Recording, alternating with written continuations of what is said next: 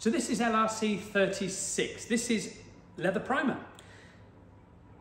Basically what it does, it gives better adhesion for your leather paints going onto the surface of the leather of the item you're recolouring. So if you have a high wear area, like a bolster getting into a car, or the base of a seat in a vehicle, or the seat cushions or the arms on a leather couch, this is going to work absolute wonders and adhere the product better, and it will last longer on the surface. So the colour that you're going to put on, the leather paint that you're going to put on, will last even longer on the surface than what it would do with just putting the paint on. Even though the paint is a very hard wearing, creating this very hard shell barrier on the surface, this is going to make it bond and stick and stay on there even longer than before.